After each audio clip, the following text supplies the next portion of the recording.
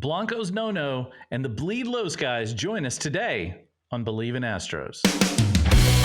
What's up, Astros fans? This game is turned upside down!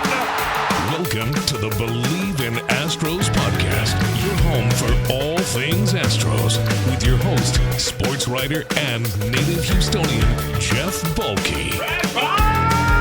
Now, direct from H-Town, here's Jeff Balke. What is up, Astros fans? Welcome to episode 110 of the Believe in Astros podcast on the Believe Podcasting Network. I'm Jeff Balke, alongside my co-host Mike Stanton. We've got a very special show for you today. Not only did Ronel Blanco toss one of the more unexpected no-hitters of all time last night, but we're joined by the crew from Bleed Los, the Dodgers crew, who we had them on. We were on last year with these guys, and looking forward to having a fun conversation.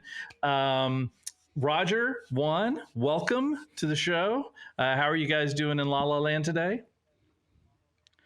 Fantastic. I was looking forward to hanging out with my favorite Trekkie because I always learn so much from him. That's awesome. Yeah, we're doing good, and it's early, but I know, Jeff, you'd mentioned you wanted to talk some tacos, so we're ready for that. Oh, yeah, I could talk tacos all day long. We're definitely going to talk tacos. I want to say I do want to get into some taco talk because I know it's a big deal for you guys, and I've since the last time we talked, there's a taco I've eaten that I have to discuss. We'll get into that shortly. I want to first of all, let's just start real quickly with Ronel Blanco's no-hitter.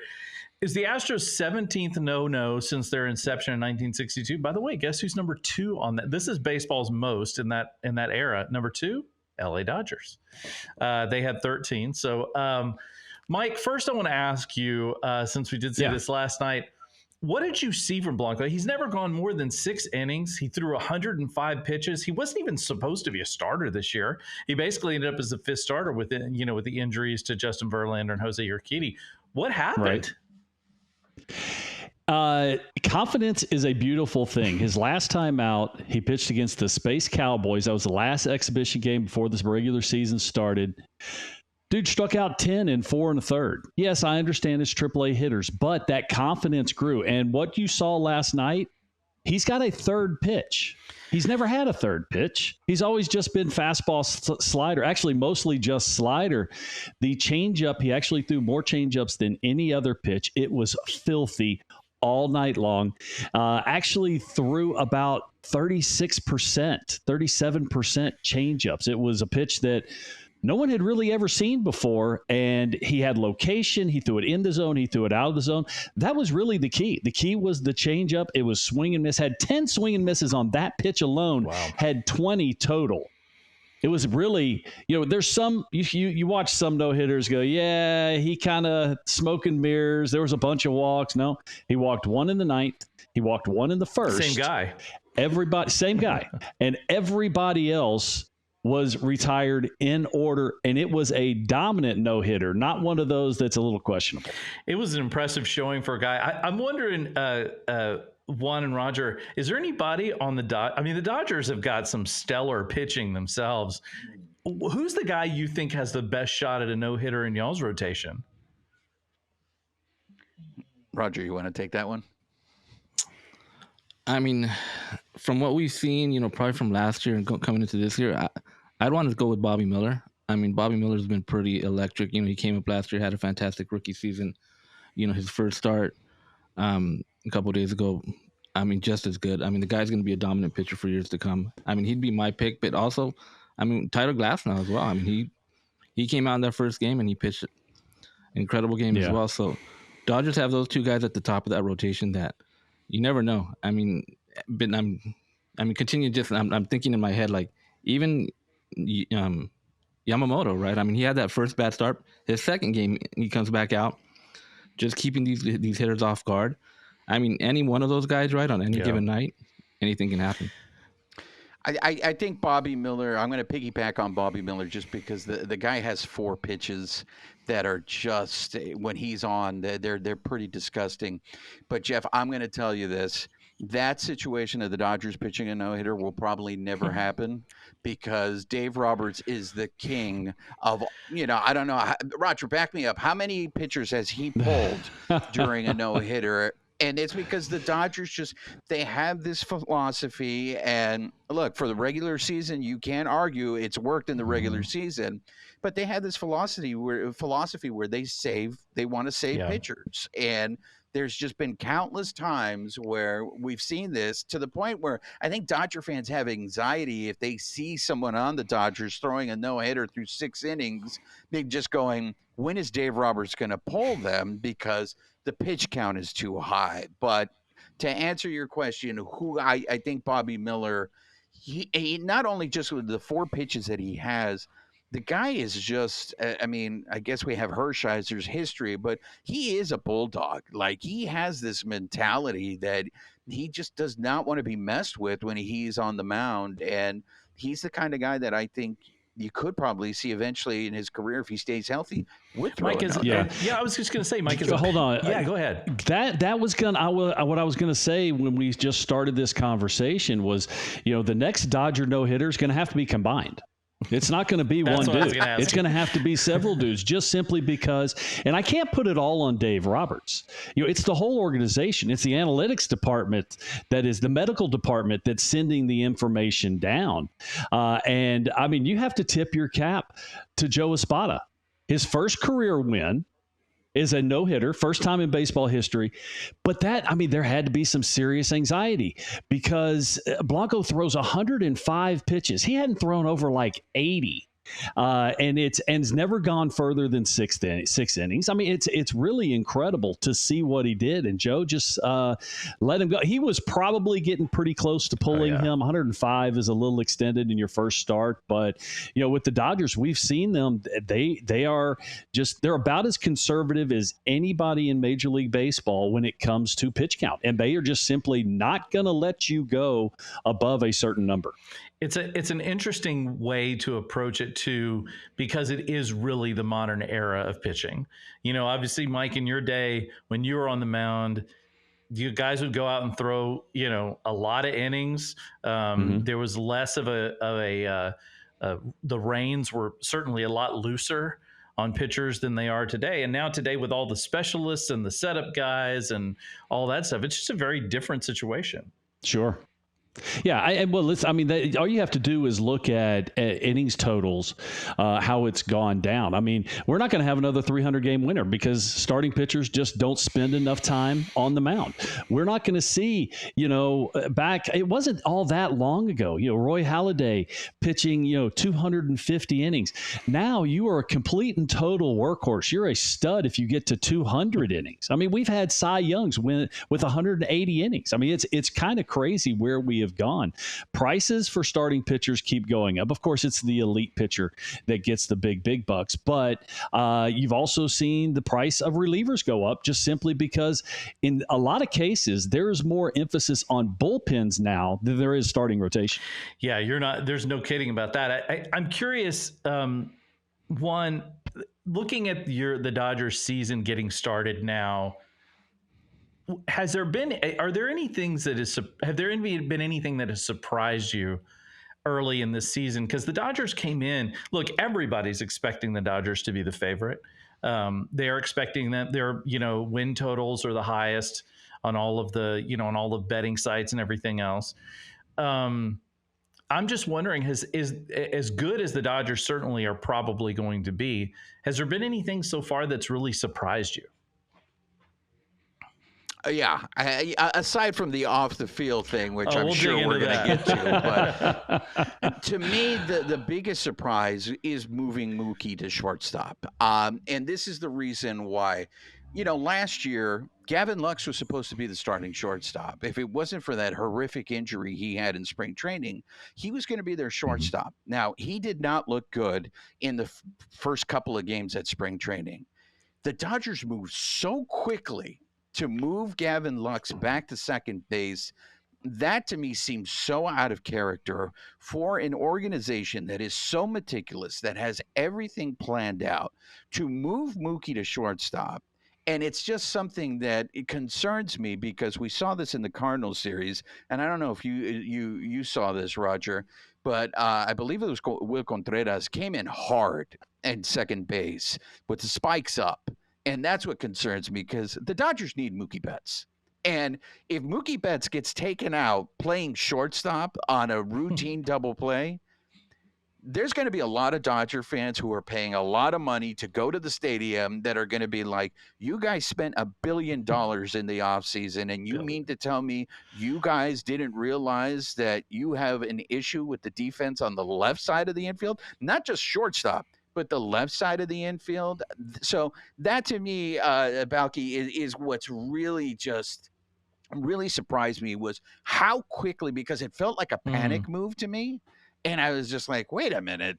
You mean to tell me? I mean, the guy was working out at Dodger Stadium in the offseason. You guys didn't see any of these throwing issues? All of a sudden, a week into spring training, it's like, we have a problem. That seemed really out of character. Roger, back me up here. Am I wrong? No, I mean, definitely that was a move that caught kind of everybody off guard. I mean, Mookie went into spring, he's a second baseman. He said, I got my second baseman's glove. That's it. No outfitter's glove. And then to all of a sudden they move him to shortstop. I mean, we'll see what happens, right? I mean, there's been times where you can see that he's not a shortstop essentially, right? But, he's been putting in the work and he's doing the work. And he had a couple good games where he's showing, hey, it's paying off. So that's been, like Juan said, very surprising. I mean, another thing that's been surprising for me is kind of the lack of left-handed pitching, especially in the bullpen. And we've kind of seen that in the first couple of games where, hey, they need that left-handed pitcher. And in the offseason, they went away and traded, 2 of their left-handed pitchers. So remains to be seen what they're going to do there, because that is I feel that's a lack that they need to fill. Yeah, a couple of things. First on Mookie, there's really no way to confirm this, but behind the scenes, I wonder if Mookie had something to do with this. Not just a conversation, but Mookie actually said, hey, guys, we've got some real issues here. I'm willing to move. And listen, Mookie's going to be fine. He's such an incredible athlete. He's got the arm to play. He's not a big dude, but, he's got the first step quick. He's got everything you would need to really play anywhere you want to put him. And that's really what you've seen. And you also don't have to worry about Mookie's mindset. Meaning he's not going to take any anxiety he may have playing shortstop. He's not going to take that to the plate with him. He's too much a professional. He's too good at what he does. And then he had, most of spring training to kind of get used to it. There's still going to be some growing pains, but it's just one of those situations when you have a superior athlete.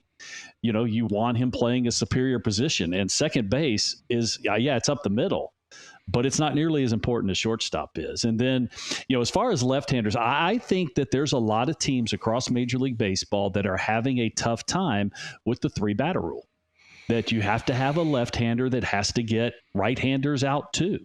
And so what do? You go with right-handers that can get left-handers out. So you use your right-hander as your left-handed specialist. And you would love to have the left-hander, but there's just not that many guys out there that you feel comfortable, facing, one of the big right-handed hitters in a lineup. Because who are you going to usually bring him in against? You're going to bring him in the middle of the lineup, left-handed. You're going to bring him in against Freeman.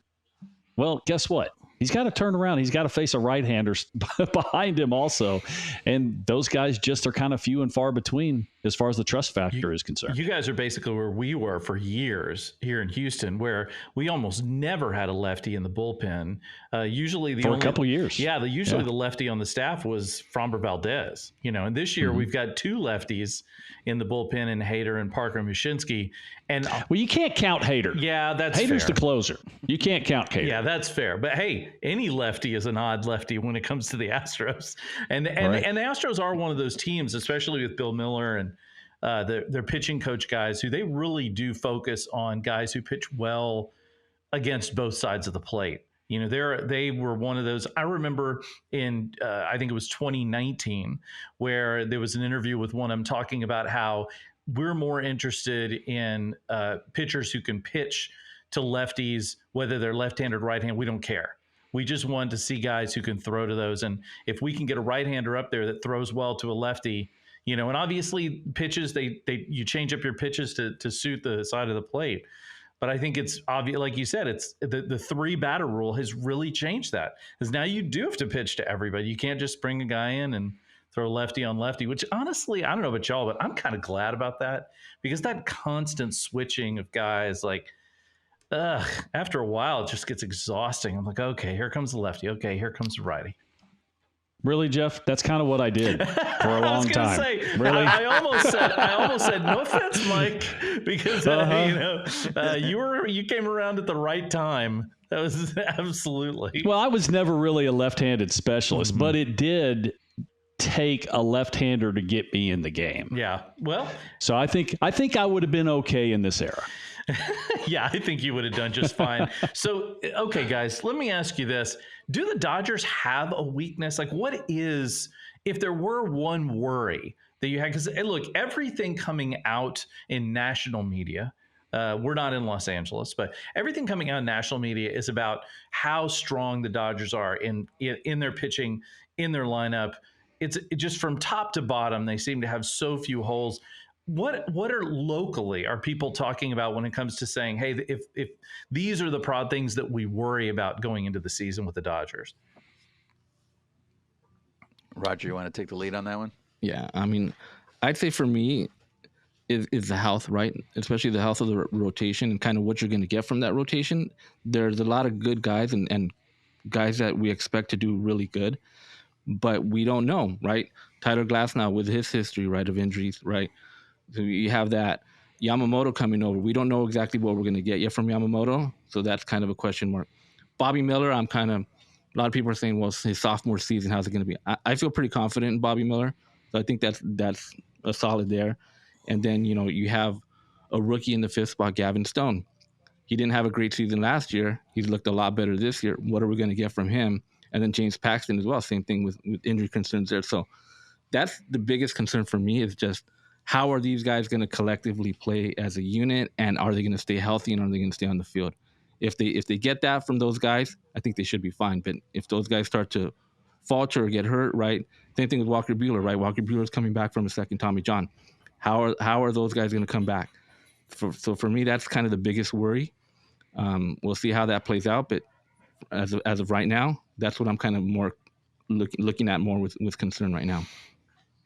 I have another concern, and this is every time I always hear the national media saying, the Dodgers are going to win 114 games, 120 games. I'm always just like, you guys don't watch this team every day, if that's the case. Because, yes, like Roger said, health is a big concern. To me, what I think defensively, look, the Dodgers, I think everyone is convinced they're going to make the playoffs. The way the Dodgers are going to get measured is what's going to happen in the postseason. And in the postseason, defense plays a huge factor.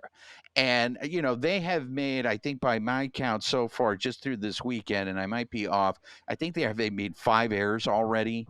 And it's just that concerns me, what they're going to do. And I also just want to preface this. The team that we're seeing now, I don't know is going to be the same team we're going to see at the end of the season going into the postseason, because the outfield positions right now are something to keep an eye on for the Dodgers, especially center field and right field. Teoscar Hernandez is off to a hot start. He's fantastic, and he's going to be moving around between left and right field. But James Outman right now is off to, and I get it, it's just the first week of the season, but this is his sophomore year, and this is a guy who in his rookie season went through a really horrific slump, but was able to climb out of it. I've always said this, when they have more tape on you, that's what separates the guys who get to make to the 10-year service time than to the guys who are out of the league very quickly. Yeah.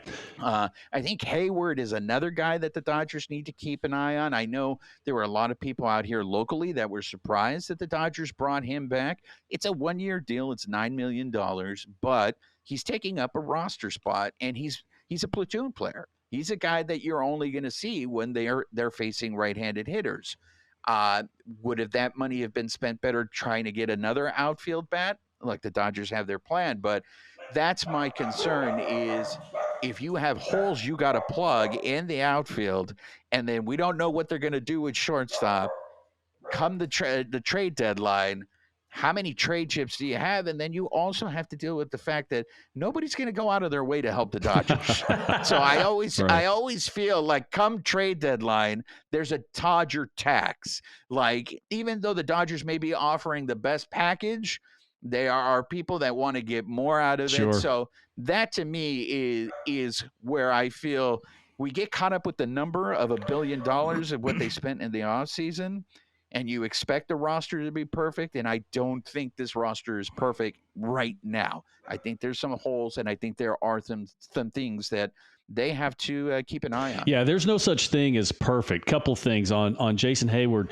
The first thing I would say is one of the reasons why they brought him back was because what he means on the bench and in the clubhouse. You know, we've heard nothing but glowing reports from everywhere that he has been, that he is the biggest of difference makers, you know, with the behind the scenes stuff, whether it's, you know, the rally cries, whatever it may be.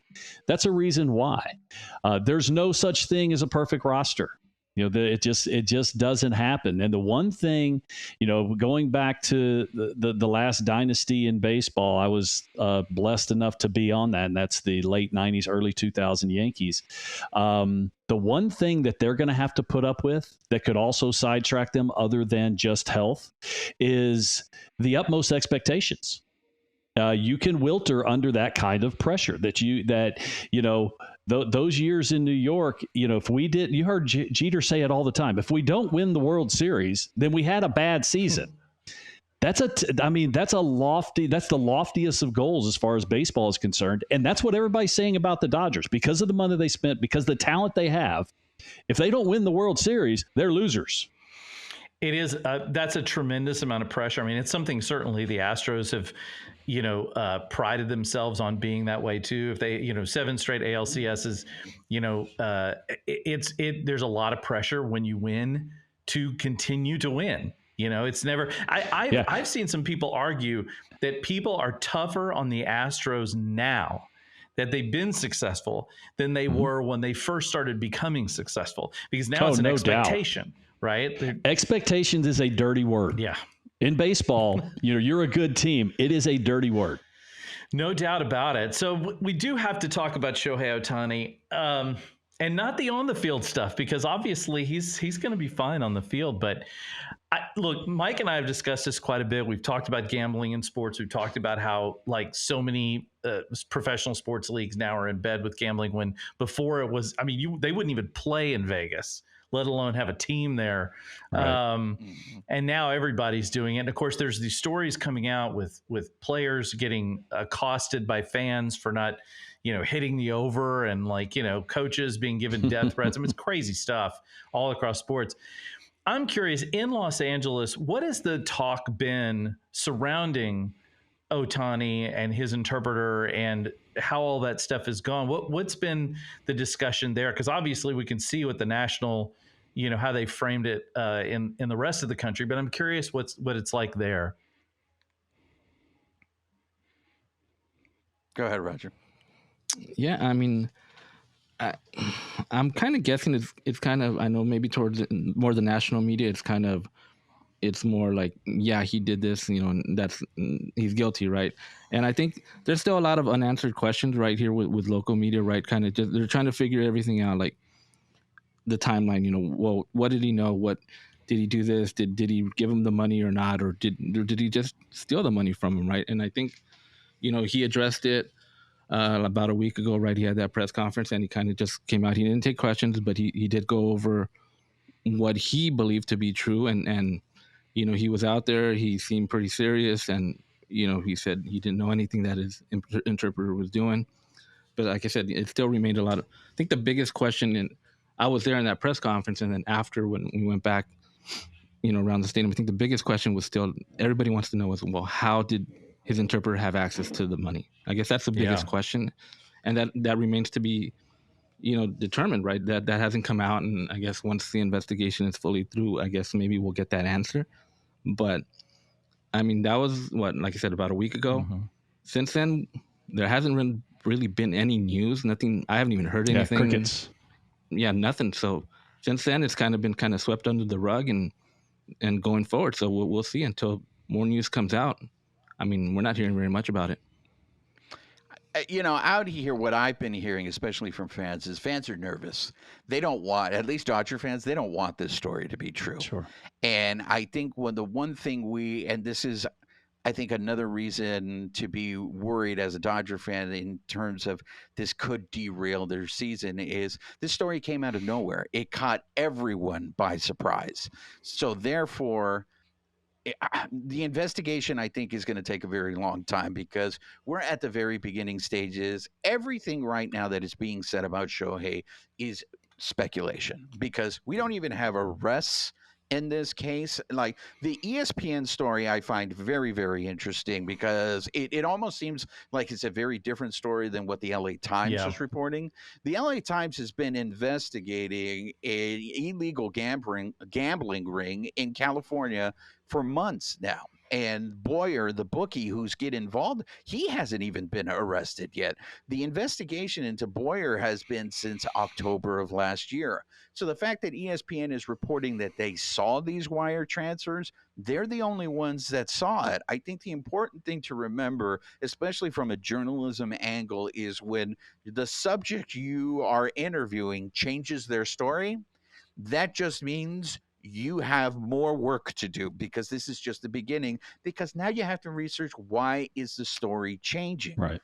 Look, we don't know anything about Shohei. We didn't even know he was married until spring training. Right, exactly. Right? Like, we don't. So to sit here and speculate, and I think what also happens is it also depends how old you are of a Dodger fan.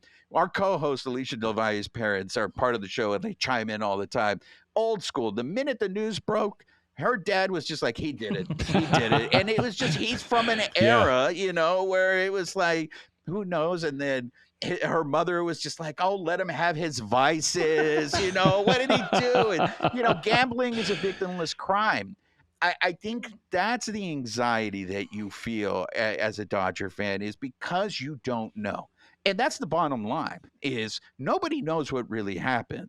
You have to be patient, but we live in a society where we have to have answers now. We can't wait. And look, Roger and I are experts at this, because we went through Trevor Bauer. We went through Julio Urias. Dodger fans out here, we have experience now with dealing this. And I have to say, covering this story, I learned a lot from the Bauer story, because it was very quick to jump to decisions. So when the Julio story came on, it was more of like, look, let's wait until all the information comes in. Because for me, and I don't know about you guys, whether it comes out that Shohei was proven that he was ripped off and he is the victim, his image now has changed forever. Because there's going to be a part of this, and this is supposedly the face of baseball. There are going to be people in this country who are always going to look at him as the guy betted, and his translator took the fall. You're not going to be able to change those people's opinions. And as talented as this guy is, if more stuff starts leaking out as the season progresses, how does that affect your season? I mean, the closest comparison I can get to this is what Kobe went through with the Lakers when he was going to court and then flying to go play a game. And look, Kobe was super mentally tough. I don't know physically, mentally what that can do to someone playing baseball every day with no off days. Juan, one thing we have to remember is that the culture that we live in, people are going to pass judgment on the headline, not the story, just the headline. And, one of the things, I'm going to look at this a little, I played with some of the biggest players in the sport for many decades. And I can tell you, and this is now, Shohei's PR department, PR firm, whoever he has doing his public relations, has to be one of the best in the world, because like you said, we don't know anything about Shohei. He's been in this country now for 6 or 7 years, whatever it is, and we know very little. He's been guarded. One thing we do know about Shohei is he's a baseball player. That's it. That's it. He's not a businessman. The rumor is he made like $90 million off the field last year in endorsements. And so he's got people that take care of his finances for him.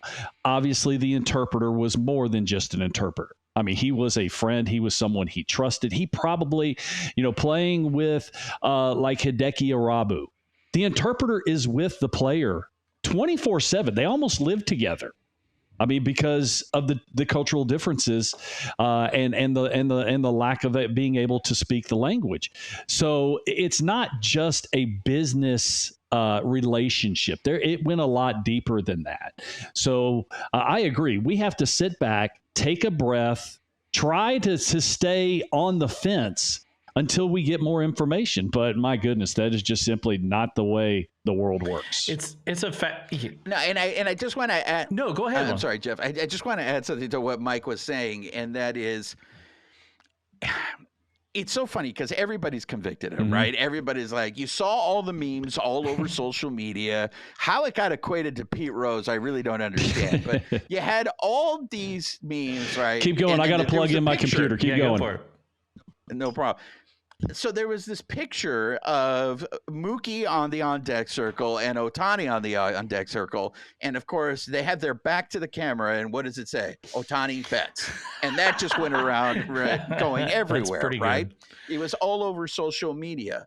But what I find so interesting, and I think maybe it says this more about society, is the fact that he is already convicted and that nobody believes that Ohtani didn't know this. And what I want to say is this. I think what we lose sight of the fact is if Ohtani truly doesn't speak English well and he doesn't read or write it, I think we are losing sight of the fact that he is dependent on someone translating stuff to him. And Jeff, I'm just going to real quick give you an example. I am a first-generation Mexican-American, okay? My parents only spoke Spanish, so I had to translate when I was in elementary school. Every document, my parents would come and show them to me. And I'm in elementary school, and I should not be translating bank documents to my parents, right? But my parents were dependent on me. So whatever I was telling my parents, at the end, it would just be like, just sign it, just sign it. So my parents would just sign it. So what I find interesting is we're losing sight of the fact that the guy does not know the language. And I know this is really hard to believe for people, but he lives in a different world than I do. So yeah, I would notice if someone made a $50 purchase at a Wendy's, I would notice that in my bank account. I don't know if Ohtani would notice if he's making $90 million, that $4.5 million are missing. But that's what I just find really interesting is that people are losing sight of the fact, like, this could happen. We see celebrities, we see rich people get ripped off all the time. Juan, I can tell you as a former player that made obviously nowhere near what we're talking about with Shohei Ohtani, I had people that, I had an accountant, I had a financial advisor, I had an agent. And the way we had it set up was anything that happened with any of those three, the other two companies also got the information. We had a checks and balance. But did I know my finances every single solitary day? Of course not. I had wife, kids, traveling, worried about, playing the Red Sox, whoever it might be. So it can absolutely happen. It is not a stretch to my imagination whatsoever to think that Shohei was kind of blindsided by this. Yeah, a couple things on that. Just sorry, Rogers. A couple things on that. First of all, what 20-something does know their finances? Like right out of the gate. I mean, like, just never mind being wealthy. When I was a broke college kid, I was bouncing checks. You know what I'm saying? It's like it just happens. You don't know what you're doing when you're that age. And like the translation thing. Look, we had Yao Ming in Houston. Right. And when Yao was here, he had a translator that was with him all the time. Now, Yao, to his credit, spent a lot of time really learning English, which between Asian languages and English, very difficult translation difference between those. But, there were plenty of times where you were like, how much English does he know, and how much is he just like, I don't want to, there is a real, especially with Asian players in basketball, baseball, whatever, there is some, I think, safety in being able to say, I don't really understand all that. And I wouldn't blame him. I would use probably the same tactics myself, Sure, just in order to keep myself safe. And then in terms of the reputation part, which I think is maybe the most interesting part of the whole thing right now, because Shohei has been kind of like a golden child of baseball, right? He's kind of above reproach. He's a good guy, he's personable, all that. Honestly, we have a kind of a similar situation with Jose Altuve.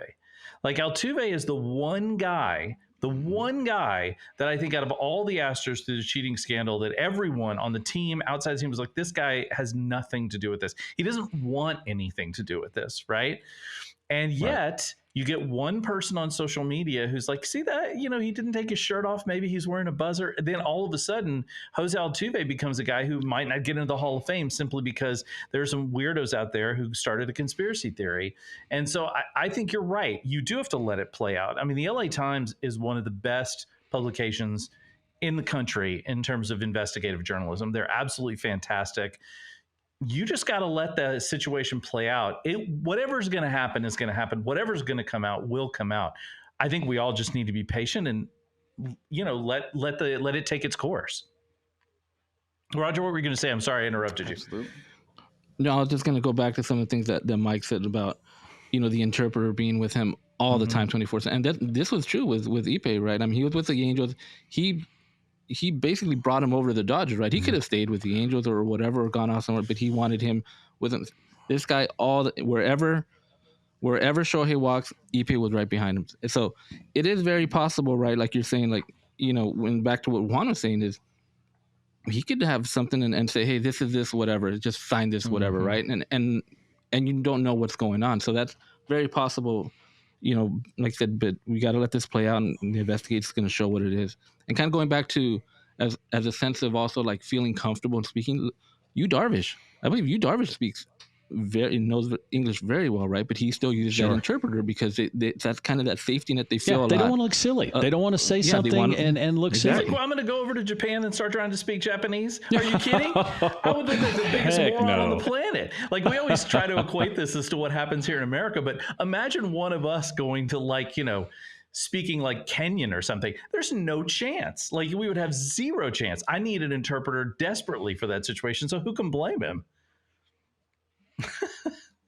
All right, guys. So let's talk a little bit about tacos, because it is critical that we all enjoy tacos. I think we're all taco people. I know you guys talk about it on your podcast. Last time you had us on, we just discussed our favorite tacos. I've had some time to think about it, actually, Sensei, because I was not fully prepared. So I will let you lead the discussion on this one, Juan and Roger, and take us on your taco journey. Well, first, Jeff, I wanted to know, because you, at the beginning of the episode, you said you just recently, did you try a new taco? Is that what you were hinting at? It's not recently that I tried it, but it's recently that I thought about our conversation and thought about this taco should have been on my list, and I just missed it. And I don't think I had it at the time we had our conversation. So it's in the last year that it's come about, and yeah, it's now one of my favorites. Look, out here in LA, we are, yes, maybe our show is labeled as taco snobs, or maybe it's just me. Like, Roger, go speak for yourself. You're the one that's a taco snob. Like, for me, I am a big fan of the street taco, and I am more of a fan, I believe you Americans call it a soft taco, but I'm talking about a taco with a tortilla de maíz, a corn tortilla. That, to me, is what you need on the street. Yeah, right? They're small, now, too. There's a little bit of controversy. Yeah, there's a little bit of controversy on our show, because when I have a street taco, I prefer the corn tortilla, but there's a lot of love out there for the flour tortilla, and I refer to it as the oppressor's tortilla, because it came from the Spanish. Right. The Spanish brought it over to Mexico, introduced that grain. But look, there's one of our favorite places in LA is called Sonora Town, and they make the taco with a flour tortilla. and it's delicious. I mean, there's a lot of places that are now embracing the flour tortilla, and you get that taco that way. But for me, whenever I think of a street taco, I feel you get more support Mm-hmm. with the corn because you're going to get two. You get That's two right. tortillas. And I've always heard this before. When all the fixings, all the meat falls out of that one taco, just take the second tortilla off and you got yourself another taco right there. That's an impressive hack. Look, corn, to me, you can't eat a fish taco on flour. It's just not a thing. Like there are certain ones, but also I would argue that you might not eat a breakfast taco on corn, because there's something about eggs on flour that is like chef's kiss for me. But that's me, and I'm a gringo, so that's. No, you have a very excellent point there, Jeff. There are some tacos that I think the flour tortilla lends itself, and I will not give you a violation if I see you going, "What are you doing, man?" And stuff like that. But I am a member of LA Taco. LA Taco it's a great organization because not only does it give you all the best taco spots, depending on where on my app, I can literally just wherever I'm at. LA Taco will tell me all the taco places around me and what their ratings are, but they also are independent journalism organization that are covering stories within the community. So I'm a big subscriber to them. I want to just give a plug for them because in this month in LA, they're going to have the Taco Madness competition that they have. And it's great because you have all these vendors competing, and you can go there, you can sample all the tacos, and then they end up giving a winner. They put it in, it's total like March Madness. They have brackets, they're competing against each other, everybody votes, and then they have an event where all the best tacos are there. So look, I would much rather go find myself, and they're becoming more prevalent here. Even in Orange County, I see people on the corner just put up their canopy and they're making tacos, and you just see a line around the corner. I would much rather go to one of those places than a fast food place. No doubt. Look, in Houston, there's a taqueria that opens, I think, every 5 seconds. In Houston, and I swear to God, I'm gonna get a email here in a couple hours that says there's one opening in my bathroom later today. Like there are so many taquerias here. I mean, of course, Houston is a majority Latino city. So of course we're gonna have like incredible tacos here. And you make a good point about the little places. Like my friend Marco Torres, who's a tremendous photographer, is like the taco guy here in Houston. Now he's shot photos for books. He does a column for the Houston Chronicle. And he always comes up with interesting places because there are so many interesting places, right? The one I mentioned before, I think on the last one, I mentioned a little place where you get the best carnitas in Houston. It's a little steam table place called Gerardo's on the near north side of Houston.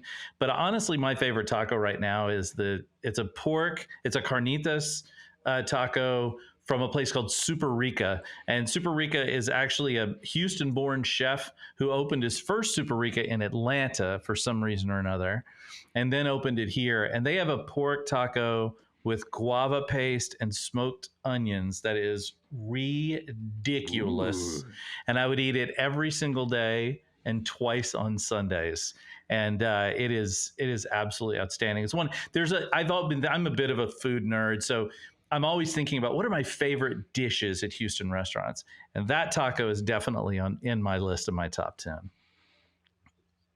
Jeff, tell me about this guava paste. Does it complement the taco, or does it give it a sweetness? It's not overpowering? I think what it's kind of is when you get the pork tacos that have like pineapple relish or something of that nature on it. Yeah. I think it's kind of that component. It's like it's not super sweet. It's actually pretty tart. It's kind of got a little bit of almost like tamarind flavor to it. So it's kind of a tart with a little bit of sweetness. The smoked onions obviously have some sweetness to them too. But what they do is they glaze the pork in that guava. So it's not just dropped on the taco. It's the pork is cooked in it. And so it's just really good. And it's not traditional carnitas that are sort of shredded and more like in a stew. These are a little more solid pieces of pork that just get roasted that way. And I'm getting hungry, and and it's man. It's Super Rica is really legit. It's also kind of not too far from me, kind of in the Houston Heights area. Mike, what about you, man? I mean, you're from almost West Texas. So I went, yeah. so I'm born here in Houston, but I went to high school in Midland, Texas. That's West Texas. Very strong Latino culture out there. The one thing, listen, I have no favorites. I just eat, so whether it's beef or chicken or pork or cabrito or whatever it is, I'm good with all of it. But Juan, I am completely on board with you with the corn tortilla. That is what a taco is supposed to be. I don't care about the size. A flour tortilla makes a tiny little burrito. I'm eating tacos. I need corn tortillas. Absolutely. That's a fair assessment. The taco versus burrito. Absolutely. Roger, you got any good ones lately? Yeah, I mean, Juan's the expert on the tacos. I mean, give me, I'll eat it wherever, right? I find a taco place and I'm just, I love the like the seafood stuff, the shrimp and the fish, and I'm more of a chicken guy. I'll eat some asada every now and then in the carnitas, but yeah, any taco is good for me. Just go in there, put some tomato, put some onions, put some some type of like cilantro dressing or something on there, some lemon. I'm good to go. Simple, I'm not school. Too picky. I like it. Yeah, I'm not too picky. Just put some tacos in front of me. If it's a backyard party, right? They have a taco man out there. Hey, let's go for it. Those are some of the best. I live in sort of the near northwest side of town, and there are a lot of Honduran trucks over here. And I often wonder, Mauricio Dubon for the Astros is Honduran, one of the few Honduran players ever to play in Major League Baseball. And I'm always wondering, I'm like, I wonder if he ever comes over here and gets a baleadas. Yeah, because they got him. They definitely got him. And I tell you what, man. Listen, if there's one thing that all Los Angelinos and Houstonians can agree on, is that tacos should have their own food group. No, absolutely. Hey, Mike, I want to ask you real quick. Midland, how far is that from El Paso? Okay, so it's still a long ways. Okay, so the name Midland means it was kind of halfway between Dallas-Fort Worth and El Paso. That's where the kind of the name came from. It's still several hundred miles. Yeah, Texas is gigantic. You drive from coast to coast, you're going to spend half the trip in Texas. It is farther. Actually, there's a funny stat about that. It is actually farther from Houston to El Paso than it is from El Paso to Los Angeles. So that's how big Texas is. Wow. There's a sign when you come into the state of Texas on Interstate 10 from Louisiana that says Beaumont, which is the next city, like 32 miles. And then it says El Paso 836. Yeah, it's almost 900 miles. And it's 900 miles either way, east or west, north or south. It's rough, man. That drive in West Texas is a hard one. Ooh, there's not a whole lot out there. Well, the first time I went to Texas was El Paso, and what I was worried about was everybody kept warning me about Tex-Mex, right? And I loved El Paso. It's a border town, but I loved it because the food there was like Mexican food. Yeah, so it's authentic Mexican food. Tex-Mex.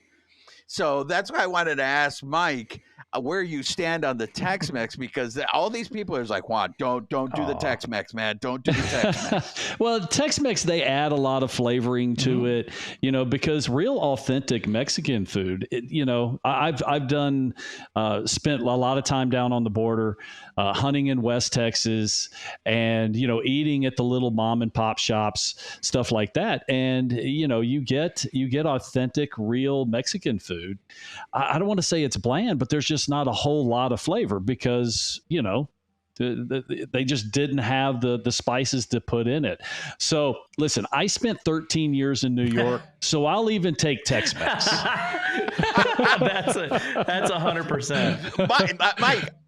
Mike, I went to New York last year, and I was surprised. I feel like they stepped up their taco game in New York now. Finally, although I was living in New Jersey, and we found it. I mean, I was ecstatic when we found it on the border restaurant. That's what I had to eat. So, because it was either that or every corner in that part of the country is Italian food. Oh yeah. And I got so burned out on Italian food. Yeah, I could literally, like, pizza might be the next food group. I could get a flight from Houston to New York just to get a slice and then come home. It would be fine with me. There you go. The taco thing, I will say this about Tex-Mex. The big thing with Tex-Mex is that I have a friend, Rob Walsh, now lives in Ireland, but he was a huge food guy here and food author, cookbook author here in Texas. He kind of wrote the book on Tex-Mex. And one of the things he talks about is that the reason that Tex-Mex became what it was is because the grill was such an essential component of cooking methods in the state of Texas. And where in different parts of Mexico, because Mexico's so big and there's like every kind of Mexican food all over the place. But in Mexico, a lot of it was stewed. So there's a lot of stuff made on the stove. In Texas, everything was made on, over the charcoal, over the wood. And so that became a central component to Tex-Mex. That's why you got fajitas. They were thrown on a hot fire and charred to death. And that's part of the charm. I mean, I think we can. And the worst cut of meat on the cow. Yeah, because nobody had any money. That's why, like now, like barbecue in East Texas was always brisket because it was the cheapest cut of meat. Now you can't get a brisket for less than like $8 a pound. Oh, it's my like, goodness. Are you kidding me? Used to be 50 cents when I was a kid. Oh my God, I'm dating myself. All right, everybody, guys, thank you so much for joining us today. I really, really appreciate it. Tell everybody where they can find you online because you guys have an entertaining pod and everybody should be listening. Go ahead, Roger. Yeah, the Bleedos podcast. You can find us on YouTube, Twitter or X, whatever you call it, Facebook, pretty much anywhere, just at Bleedos Podcast. Nice. Obviously, guys, there you go. Huge thanks. You can find Mike is at Mike Stanton 29. 29. I'm at Jeff Balke, and you can find us at Believe in Astros all over the place. Guys, thanks so much, really, for joining us. It's super fun. I'd love to get your insight on the Dodgers and on baseball in general. It's a real treat. Appreciate the time, thanks, Jeff. Roger Vaughn, great meeting you. Too bad we didn't get to talk about the Trek, the Trekkies. Yeah, there was. I enjoyed my Wrath of Khan conversation with you last time, Hey, Jeff. listen, there will be time for Trek conversation coming up. They're doing. By the way, they're about to do a documentary on Star Trek Voyager. They actually put together a GoFundMe campaign for it, which I contributed to because that's how big a nerd I am.